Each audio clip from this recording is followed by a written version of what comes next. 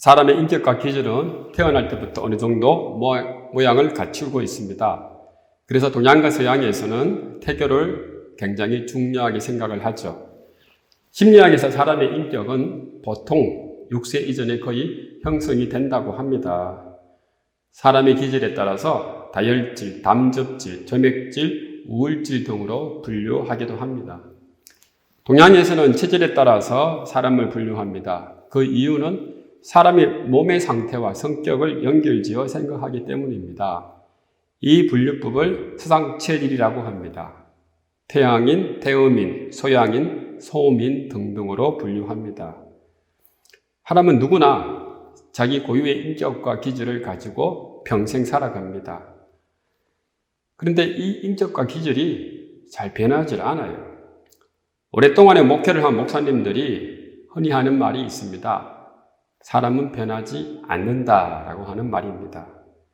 사람은 참 변하기 어렵습니다. 태어나면서 각자의 인생을 살아오면서 자신의 고유한 인격과 기질을 가지고 살아갑니다. 사람은 살면서 의식적이든 무의식적이든 자신이 만든 지도에 따라서 생각하고 행동합니다. 자신에게 형성된 지도에 따라 살아갈 때 자신이 자율적이고 주체적으로 산다고 생각을 합니다. 그러나 그 대부분의 행동과 선택은 무의식적인 것이죠. 이미 자기 안에 형성된 어떤 지도에 따라서 생각하고 행동을 하는 것입니다. 야곱도 그러했습니다. 야곱은 태어날 때부터 자신의 인격과 기질에 대한 지도를 가지고 태어났어요. 야곱이라고 하는 이름 그 자체가 이것을 증명하죠. 야곱이란 이름은 형의 발꿈치를 잡은 자, 씨름하는 자입니다. 그래서 야곱은 태어날 때부터 경쟁적이었고 남들과 앞서야 했고 남들을 이겨야 자신이 주체적으로 사는 것처럼 느꼈습니다. 야곱은 자신도 모르게 만들어진 인격과 기질의 지도에 따라서 아버지와 형을 속이고 장자권을 빼앗았습니다. 자기 이름에 걸맞는 행동을 한 것입니다. 또 삼촌 라반의 집에서 오랫동안의 종살이를 하면서 야곱이 자신의 인격과 기질대로 산 것도 사실이었습니다. 어느 정도 그 오랫동안의 훈련을 통해서 변한 것도 있었지만은 본디 그의 태어난 그 인격과 기질은 완전히 사라진 것이 아니었습니다. 야곱이 얻은 거대한 재산은 자신과 비슷한 성향의 라반과의 머리 싸움으로 얻은 것입니다. 이제 야곱은 삼촌 라반을 떠나서 고향으로 가려고 합니다. 청년의 나이에 삼촌 라반의 집에 들어와서 일을 했고 20년 동안의 많은 시간이 지나갔습니다. 이제 어느덧 중년의 나이가 되었어요. 중년의 나이가 된 야곱은 많은 가족을 거느리고 많은 재산도 가지게 되었습니다. 야곱의 마음은 자연스럽게 고향을 향해 있었습니다. 어린 시절 자기가 자랐던 고향, 부모님이 계신 따뜻한 고향으로 돌아가고 싶었습니다. 고향으로 돌아가서 태양살이에 지친 마음을 위로받고 싶었어요. 그런데 고향으로 돌아가고자 하는 이 야곱에게 마음에 큰 무거운 짐이 하나 있었습니다. 그것이 무엇일까요? 바로 형 에서입니다. 어렸을 적에, 철이 없을 적에 형 에서에게 저질렀던 자신의 그 악한 행동이 아직도 야곱의 마음속에 남아 있었던 것입니다. 야곱에게 무거운 짐으로 다가왔던 것이죠. 그가 했던 행위는 20년의 시간을 거슬러 고향으로 돌아가라는 그 야곱에게 다시 한번 눈앞에 나타났고 야곱은 그 형 에서 때문에 두렵고 떨리는 마음을 감출 수가 없었습니다. 고향으로 돌아가려고 하는 이 야곱. 근데 형 에서 때문에 그 마음이 두렵고 떨린 것은 참 안타까운 일이었습니다. 하나님께서 이 안타까운 야곱을 보고 어떻게 하십니까? 창세기 32장 1절과 2절이죠. 야곱이 길을 가는데 하나님의 사자들이 그를 만난지라 야곱이 그들을 볼 때에 이르기를 이는 하나님의 군대라 하고 그 땅 이름을 마하나임이라 하였더라. 하나님께서 두려워 떠는 야곱에게 하나님의 사자들을 보내셨어요. 야곱은 하나님의 사자들을 만난 곳을 마하나임이라고 불렀던 것입니다. 이 마하나임이라고 하는 말은 두 개의 진영 혹은 수경이라고 하는 뜻이에요. 야곱은 지금까지 자기 진영만 있다고 생각을 했는데 언뜻 보니까 하나님의 군대가 야곱과 함께 있었던 것이죠. 아, 지금 우리 진영만이 가는 것이 아니구나. 또 하나의 진영이 함께 가고 있구나. 하나님께서 하나님의 군대를 보내셔서 나를 이토록 보호하고 지키고 있구나. 사랑하는 성도 여러분, 하나님의 백성은 결코 혼자가 아닙니다. 하나님께서는 항상 하나님의 군대를 우리에게 보내셔서 하나님의 백성이 평안히 이 땅을 살아갈 수 있도록 보호해 주시는 것이죠. 우리가 늘 혼자 있는 것 같지만은 사실은 혼자가 아니에요. 하나님께서 우리를 보호하시려고 하나님의 군대가 늘 우리와 함께 하심을 믿으시는 저와 여러분 되시기를 주님의 이름으로 축원합니다. 그런데 우리가 영적인 눈이 뜨이질 못해서 그 군대를 보지 못하는 것이죠. 그 군대를 보지 못하고서 항상 현실에 대해서 두려워 떨고 있는 것입니다. 야곱은 어렵고 힘든 순간마다 하나님의 돌보심을 경험했습니다. 20년 전 집을 나와 베델에서 하나님의 천사가 하늘에 닿은 사닥다리로 오르내리는 것을 눈으로 직접 보았고 하나님께서 함께 하심을 경험했습니다. 삼촌 나반의 집에서도 마찬가지입니다. 품삯을 하나도 못 받고 나올 위기에서 하나님께서는 야곱에게 지혜를 주셔서 많은 양떼를 가지도록 해 주었어요. 야곱의 귀향길에도 하나님께서는 하나님의 군대를 보내셔서 야곱의 이 두렵고 떨리는 마음을 안심시키시고 보호하셨던 겁니다. 그럼에도 불구하고 야곱의 그 두려운 마음은 사라지지 않았습니다. 야곱은 형 에서를 만나기 전에 먼저 선발대를 보냅니다. 형이 어떻게 나올 것인가 한번 보고 싶었던 것이죠. 형이 나를 과연 살려둘 것인가 아니면 나를 죽일 것인가. 사자를 먼저 보내었습니다. 사자들이 돌아와서 보고합니다. 주인님, 형님 에서가 400명이나 데리고 주인님을 만나러 온다는 것입니다. 야곱은 속으로 생각했습니다. 이제 큰일 났구나. 어떻게 해야 되지? 야곱은 자신의 가족과 재산을 두 대로 나누어서 한쪽을 먼저 보내기로 합니다. 만약에 형 에서가 한쪽을 치면 나머지 한쪽은 도망가리라 계획을 세웠던 것입니다. 그래도 야곱의 마음은 두렵고 떨렸어요. 그래서 하나님께 간절히 기도를 드립니다. 창세기 32장 9절에서 11절이죠. 야곱이 또 이르되 내 조부 아브라함의 하나님, 내 아버지 이삭의 하나님, 여호와여 주께서 전에 내게 명하시기를 내 고향 내 족속에게로 돌아가라. 내가 내게 은혜를 베풀기를 하셨나이다. 나는 주께서 주의 종에게 베푸신 모든 은총과 모든 진실하심을 조금도 감당할 수 없사오나 내가 내 지팡이만 가지고 이 요단을 건넜더니 지금은 2때나 이루었나이다.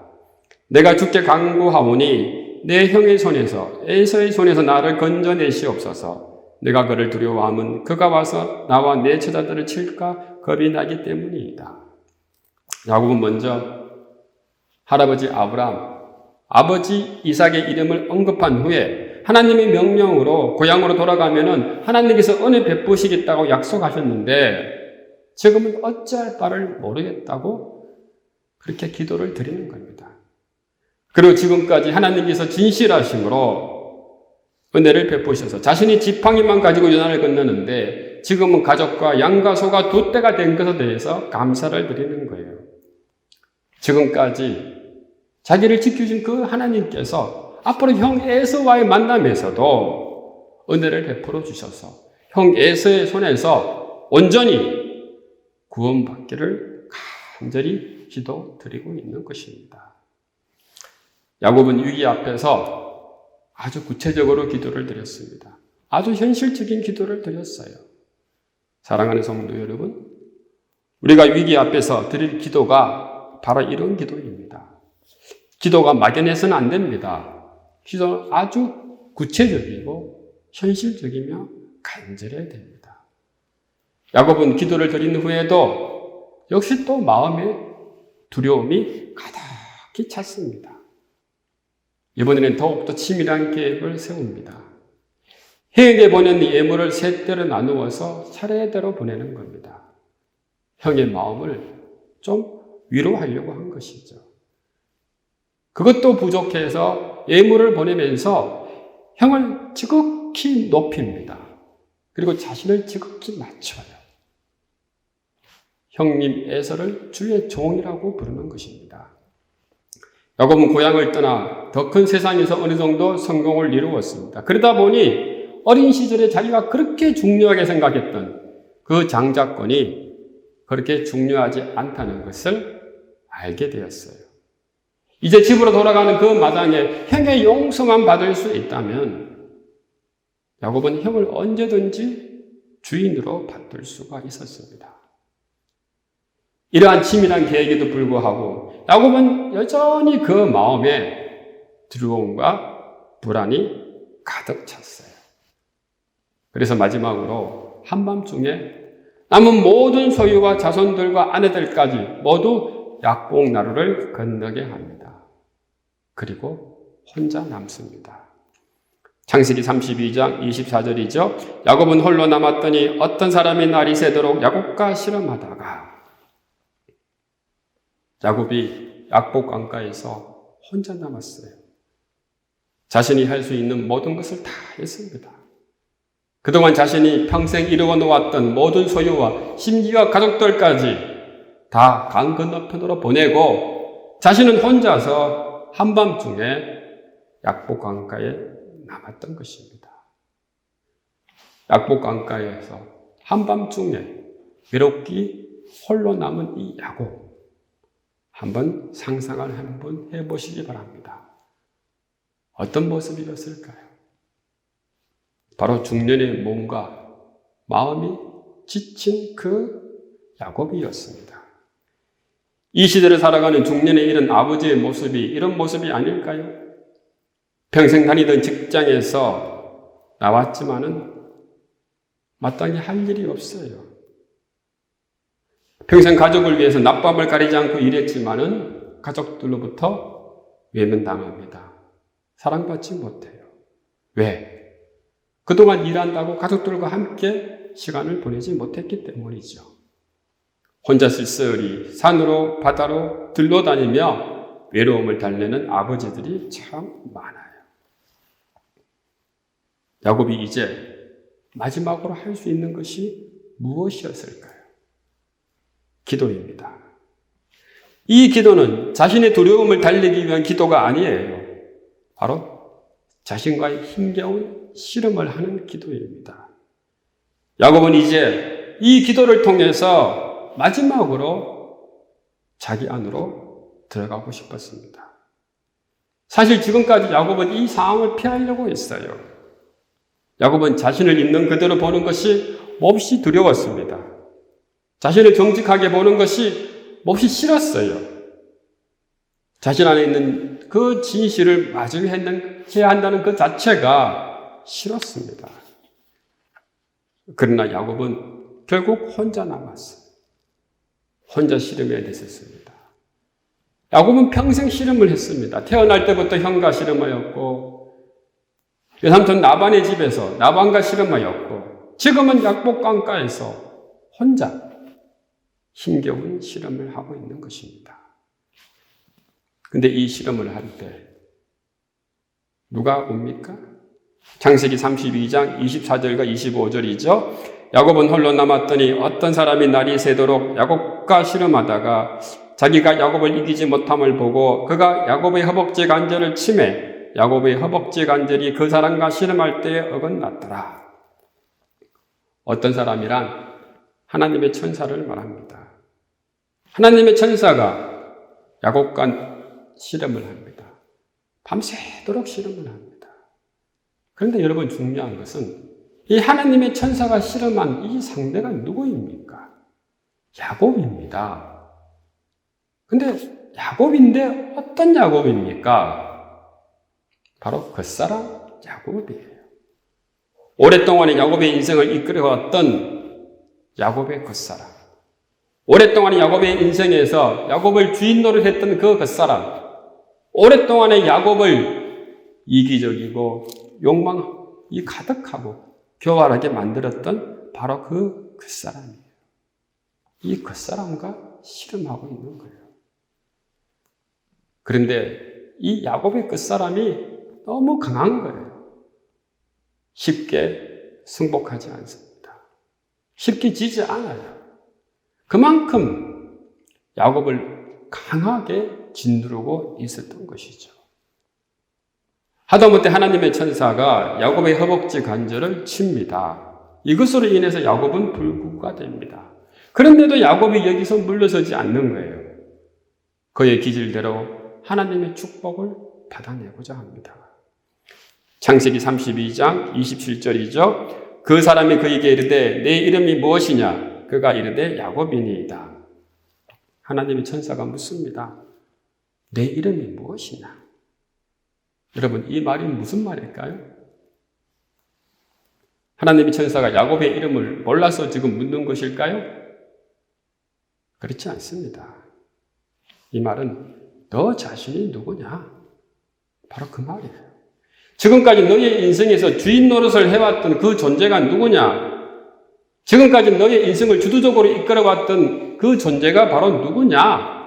지금까지 너를 그토록 이기적이고 욕망이 가득하고 교활하게 만들었던 그 존재가 바로 무엇이냐? 라고 하는 거예요. 야곱이 대답을 하죠. 야곱입니다. 이 말이 무슨 말일까요? 저는 경쟁하는 자입니다. 저는 이기적인 사람입니다. 저는 남을 짓밟고 이기서라도 반드시 내 욕심을 채워야 되는 사람입니다. 그가 바로 야곱입니다. 그래, 너는 지금까지 너의 타고난 기질대로 살아왔다. 이제 너 자신을 한번 들여다봐라. 그리고 너를 내려놓아라. 사랑하는 성도 여러분, 사람은 변할 수 있습니까?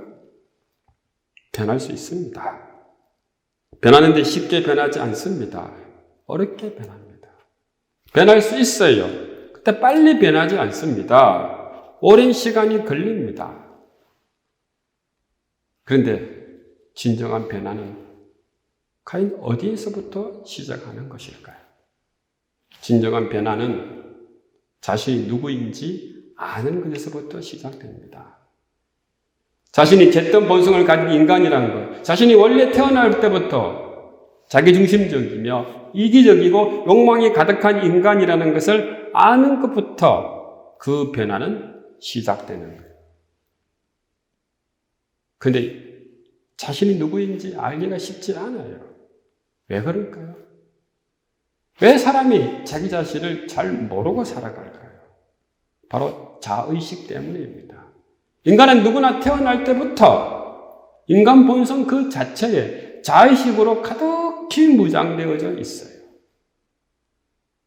이것이 깨어지지 않는 이상 인간은 결코 변하지 않습니다. 그래서 도움이 필요합니다. 누구의 도움이 필요할까요? 바로 성령 하나님의 도우심이 필요한 거예요.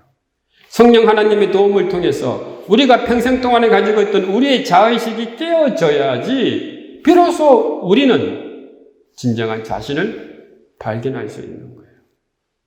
우리 자신의 힘으로는 안 됩니다. 오직 성령 하나님의 도우심을 통해서만이 우리는 우리가 누구인지 아는 거예요. 오직 성령 하나님의 도우심을 통해서만이 지금까지 나를 붙들고 나를 이끌어왔던 그 존재가 무엇인지 아는 것이에요.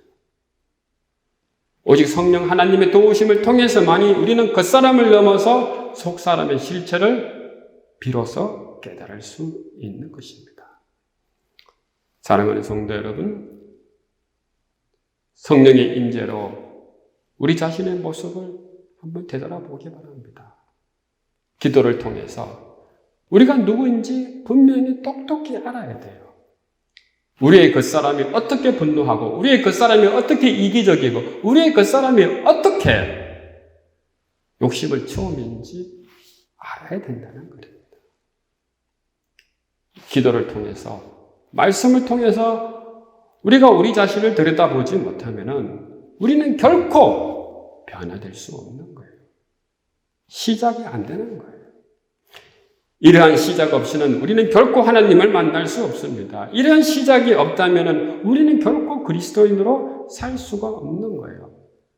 성령 하나님을 통해서 새롭게 거듭남을 통해서 새로운 시작을 하지 못한다면 우리는 평생 그 사람에게 속고 사는 겁니다. 자신도 속고 남도 속고 이렇게 사는 그리스도인들이 참 많아요. 사랑하는 성도 여러분, 기도와 말씀을 통해서 성령 하나님을 경험하시길 바랍니다.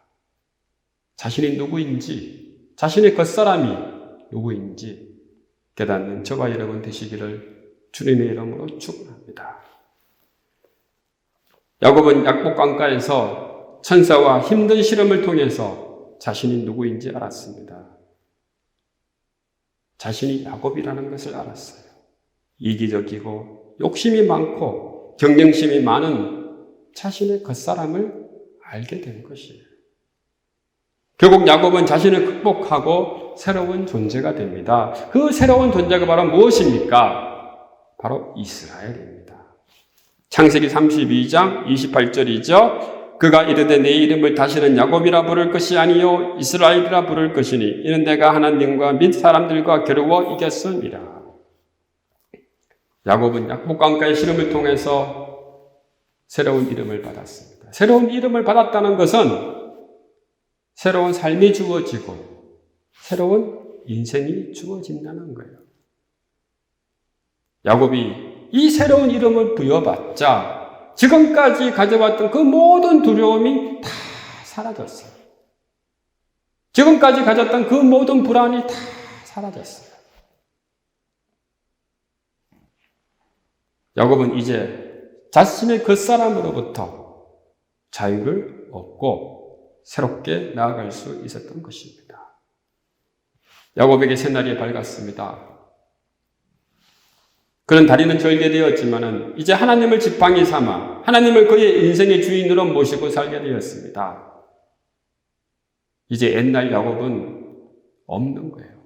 옛사람에 사로잡힌 야곱은 없는 거예요. 이제 새로운 이름, 새로운 이스라엘로 야곱은 살게 되었던 것입니다. 하나님께서 야곱의 인생에 간섭하지 않으셨다면 야곱은 자신의 기질대로 평생 살면서 자신의 능력을 마음껏 펼치고 잘 살았을 거예요. 세상에는 야곱과 같은 사람들이 많이 있습니다. 한편으로는 세상에서 그런 사람들이 잘 살아가고 있습니다. 고민도 별로 하지 않습니다. 왜냐하면 그 관심이 온통 자신 밖으로 향하여 있기 때문입니다. 그 사람을 채우는 것에 있기 때문이에요. 그러한 일에 너무 집중하다 보면은 자신이 누구인지 모르는 거예요. 자신 안에 있는 그 속사람을 모르는 거예요. 자신 안에 있는 그 하나님의 형상을 잃어버리는 겁니다. 세월이 지나갑니다. 그러면 더욱더 그 모습이 두꺼워져서 하나님의 간섭이 있다 할지라도 알아차리지 못하는 거예요. 영적인 불감증 상태가 되는 것입니다. 자신의 모습이 너무 비참하고 비참한데 그 비참의 정도를 깨닫지 못하는 거예요. 야곱이 훌륭한 점은 그가 비록 부족하지만 끝까지 하나님을 붙들고 사는 사람이었다는 거예요.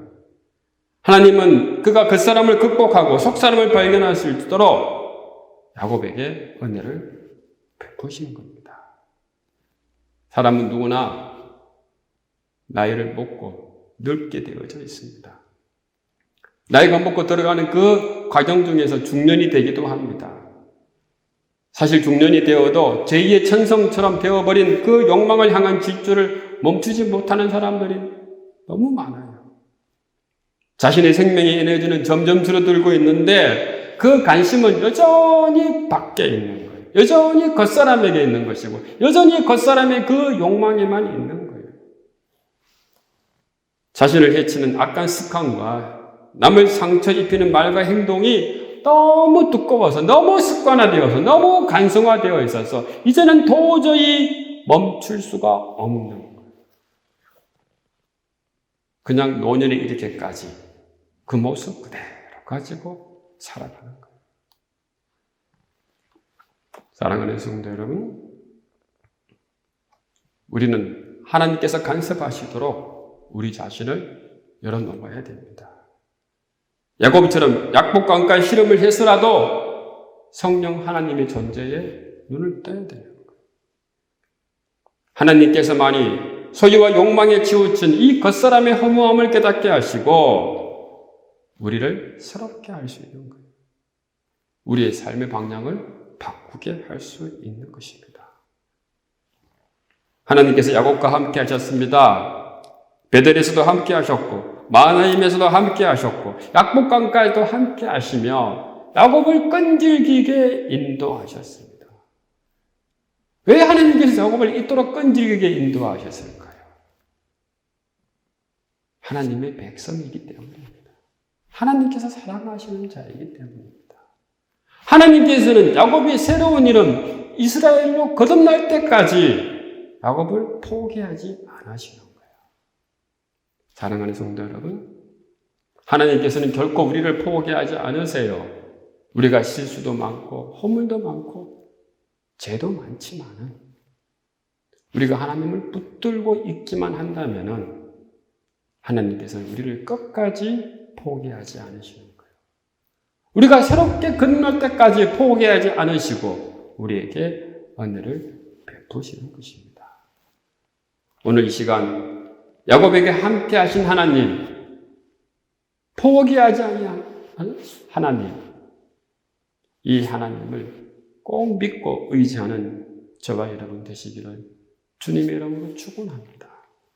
우리가 살면서 좀 고민해도 괜찮아요. 갈등해도 괜찮아요. 이렇게 사는 것이 하나님의 뜻인지 내 뜻인지 헷갈릴 때도 있어요.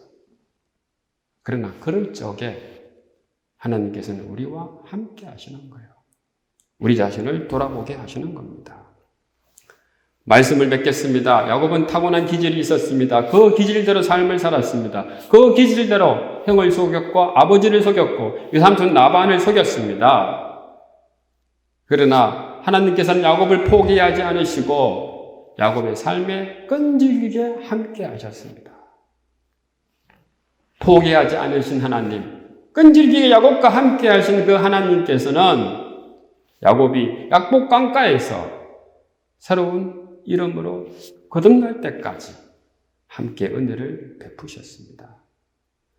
하나님의 자녀로 살아간다는 것은 야곱과 같이 우리 안에 탄생한 새로운 존재로서 새로운 삶을 살아간다는 것입니다.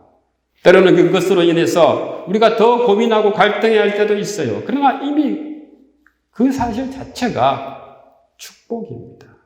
우리가 하나님의 자녀라는 증거예요. 우리에게 임하신 이 포기하지 않으신 하나님을 늘 경험하며 늘 하나님의 얼굴을 뵙고 하나님의 은혜 가운데 사는 저와 여러분 되시기를 주님의 이름으로 간구합니다. 기도하겠습니다.